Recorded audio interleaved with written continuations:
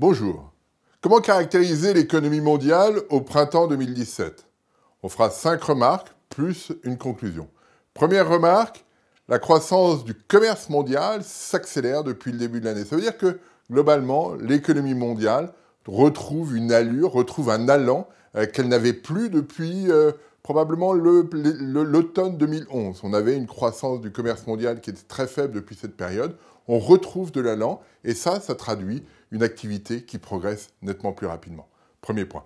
Deuxième point, l'impulsion de cette activité mondiale vient essentiellement d'Asie. On le voit quand on regarde les flux de commerce, on le voit quand on regarde la production industrielle mondiale, on voit bien que l'Asie progresse plus rapidement en ce moment que le reste du monde.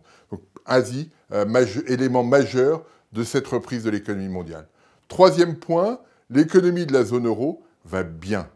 Tous les signaux qu'on peut observer, que ce soit dans les enquêtes ou dans l'activité, on voit que la situation s'améliore et que cela va se traduire par une croissance plus forte, plus durable et qui sera créatrice d'emplois et génératrice d'investissements. Et on le voit bien hein, quand on regarde l'économie française, les signaux qu'on a sur l'investissement sont plutôt très robustes et montrent qu'il y a eu un changement de perception depuis quelques mois sur l'environnement de la part des chefs d'entreprise français. Mais ça n'est pas spécifique à la France. Quand on regarde l'Allemagne, quand on regarde les autres pays de la zone euro, on a aussi une accélération significative.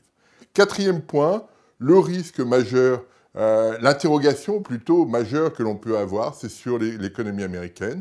Cette économie qui manque d'impulsion et dans laquelle il n'y a pas de politique économique. C'est un point que j'ai déjà abordé, mais qui est important, puisque l'économie américaine, c'est presque un quart de l'économie mondiale, et on voit bien que cette économie est un peu en panne et pose de vraies questions. Et l'incertitude serait d'autant plus forte s'il y avait une procédure d'impeachment sur la personne de Donald Trump. Donc là, il y a une vraie problématique, et c'est, à mon sens, un élément majeur d'incertitude sur l'économie globale.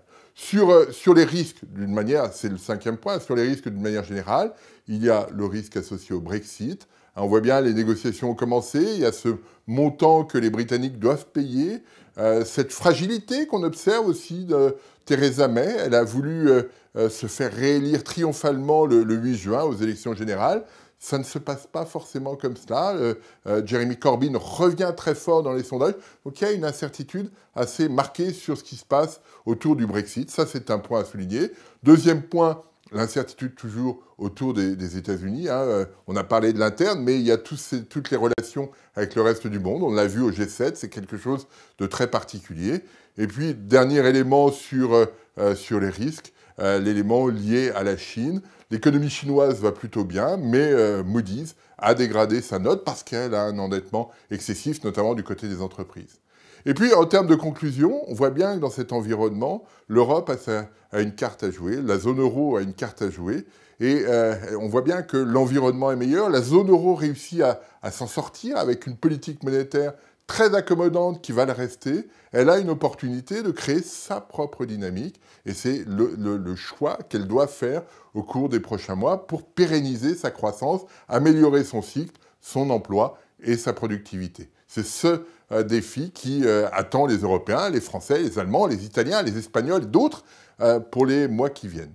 Je vous remercie.